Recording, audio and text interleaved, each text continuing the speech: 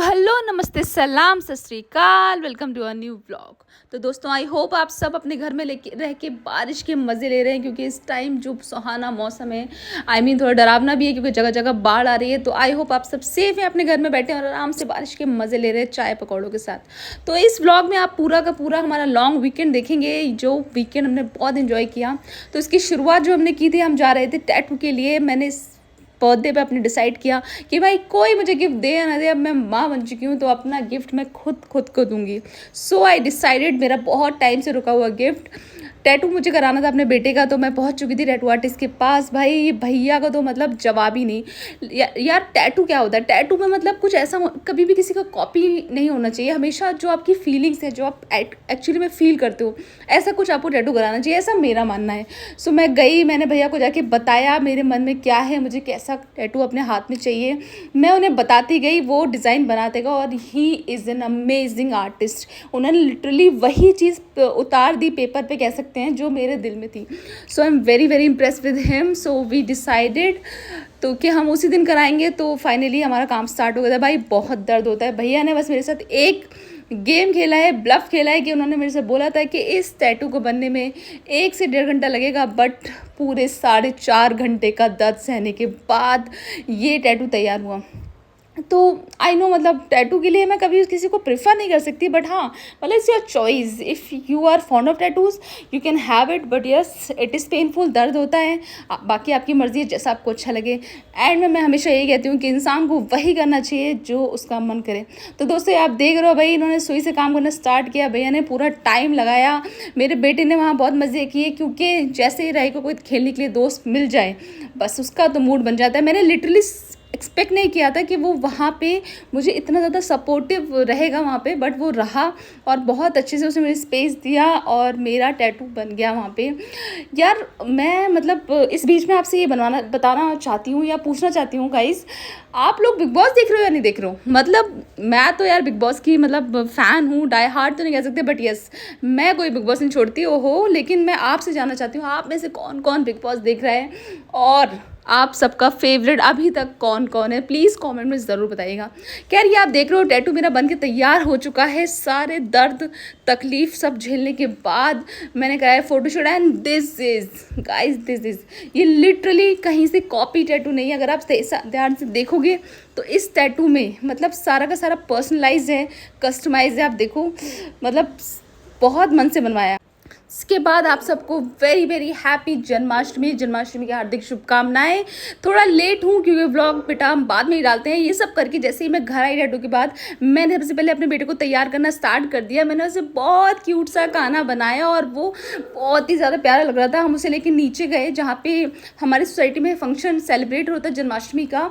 तो हम जैसे नीचे आए तो हमने देखा मतलब कि बहुत अच्छे से डेकोरेशन हो रखा था। मैंने भी राही का जो भी इसको रेडी करने के लिए कॉस्ट्यूम था, वो मैं एक दिन पहले ही ला के रख लिया था, क्योंकि मुझे पता था मैं टैटू के दिन बिजी रहने वाली हूँ। और गाइस उसके बाद ना, मतलब अब 4 से 4.5 घंटा if you spend time on tattoo बनवाने में ना, तो वो बहुत पेनफुल रहता है। तो अभी दर्द है, पर क्या करें, सोचा है कि बेटे को रेडी करना है तो करना है। मतलब आप, यही तो एक मतलब माँ की ज़िंदगी है यार। इसी में तो मज़ा आता है कि आप अपने लिए भी कर रहे हो, अपने बच्चे के लिए भी पूरा टाइम अवेलेबल हो, ऑफिस भी कर रहे हो, काम भी कर रहे हो, मतलब आपको 1 मिनट का फुर्सत नहीं मिल रही। और सच में it's a very very big task. आप अपने बच्चे को रेडी कर लो ना कॉस्ट्यूम में, और उसके बाद उसकी फ़ोटोज़ लेना, मुझे लगता है बहुत ही मुश्किल कामों में से है।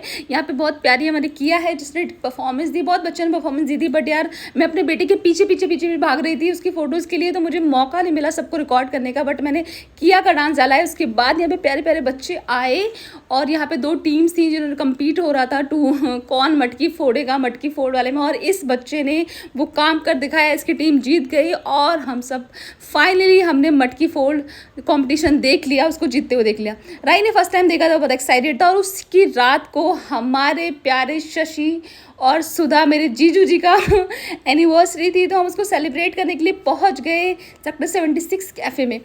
गाइस, दोस्तों का बर्थडे हो, एनिवर्सरी हो, मतलब ये सब एक सिर्फ मौके हैं सेलिब्रेशन के, मतलब खुशियाँ बांटने के। क्योंकि जितनी खुशियाँ आप बांटोगे, मैं यही मानती हूँ, उतना ही आप खुश रहोगे लाइफ में। क्योंकि छोटे छोटे मोमेंट्स होते हैं, यही जीने होते हैं और कुछ नहीं। सुधा शशि को इस व्लॉग में फिर से अगेन हैप्पी एनिवर्सरी।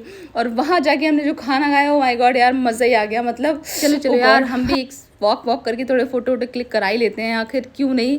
तो बहुत टाइम बाद हमने फ़ोटोज़ क्लिक करवाई और उसके बाद आया वो दिन जिसके लिए इतनी तैयारी चल रही थी, मेरा जन्मदिन। तो मेरे पति ने कुछ इस तरीके से मेरे लिए सरप्राइज़ प्लान किया था जो आप देख रहे हो।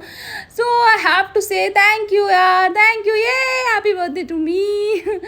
तो यार मैं थोड़ा हूँ यार, मेरा मतलब क्या ही बताऊँ आप लोगों को, मतलब जब से मैं छोटी थी ना हमेशा से I have been very excited about birthdays. ऐसा नहीं है मेरा खुद का, हर किसी का, मैं सबके बर्थडे पे सेम एक्साइटेड रहती हूँ, क्योंकि मुझे लगता है कि बर्थडे आपकी लाइफ का एक ऐसा दिन है जिसको सिर्फ और सिर्फ आपके अपने ही अच्छा बना सकते हैं, आपको खुश कर सकते हैं, आप खुद को खुश नहीं कर सकते, ये मेरा मानना है। तो yes, I was very happy on my day.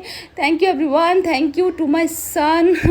भाई मेरा बेटा नहीं होता तो मैं खुश नहीं होती, मेरी ज़िंदगी में सबसे इम्पॉर्टेंट पार्ट सिर्फ वही है। तो I was very very happy to celebrate with him. मैं तो चाहूँगी यार अगर आप लोगों को भी मेरा बर्थडे के लिए थोड़ी सी भी एक्साइटमेंट है तो प्लीज़ हैप्पी बर्थडे कमेंट ज़रूर करना। और इस तरीके से हमने अपना बर्थडे सेलिब्रेट किया।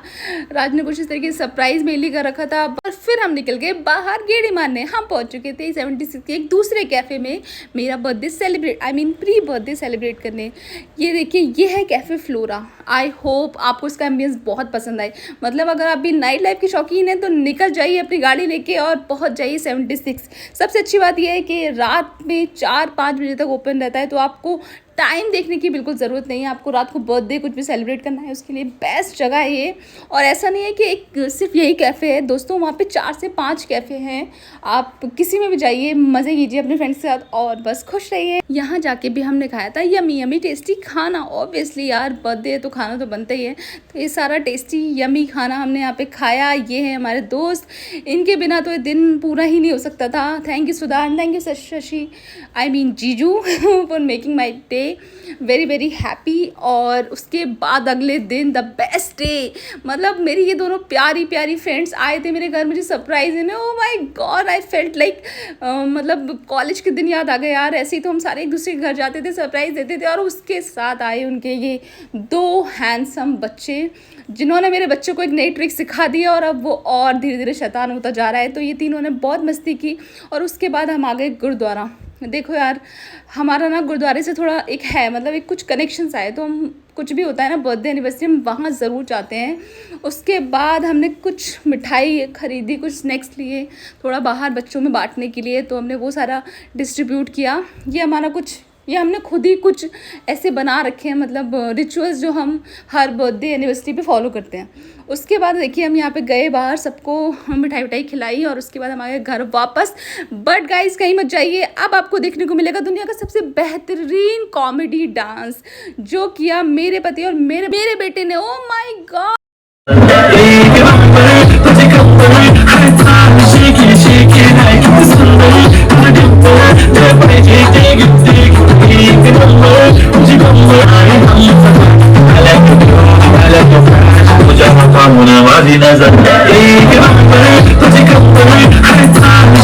और उसके बाद हम निकल चुके रेडी वेडी होके क्लब की तरफ। यार हमारे कुछ दोस्त आए हुए थे जिनको हमने व्लॉग नहीं डाला क्योंकि वो थोड़े छुपने में बिलीव करते हैं, they are not public friends. So उसके बाद हम पहुंच गए थे यहाँ, इस क्लब का नाम है इम्पल्स। तो मैं और राही वहाँ के 4-5 क्लब ट्राई करने के बाद यहाँ पहुँच गए। तो दोस्तों मैं आपको बता दूँ, मेरा क्लब का एक्सपीरियंस बहुत ज़्यादा ख़राब रहा। तो जो बर्थडे का मेन इवनिंग थी हम उतनी इन्जॉय नहीं कर पाए क्योंकि मेरे बेटे को क्लब में अब मज़ा आना बंद हो चुका है। तो आई होप अब हमें बड़ा होना पड़ेगा और क्लबिंग वगैरह बंद करनी पड़ेगी, ऐसा अब हमें लग रहा है। बाकी वक्त बताएगा। ट्राई किया कुछ डांस वांस करने का, मज़े वज़े करने का, बट ऑब्वियसली जो राही चाहता है हमें एंड में वही करना पड़ता है, उसका मन नहीं था। सो बस हम गए, खाना वाना खाया और वहाँ से निकल आए। बट उससे पहले हमने कुछ फ़ोटोज़ ली और इस तरह से मेरा बर्थडे बहुत ही अच्छा रहा, बहुत ही प्यारा, बहुत ही प्यारे प्यारे दोस्तों के साथ मैंने सेलिब्रेट किया। और ये लास्ट बट नॉट द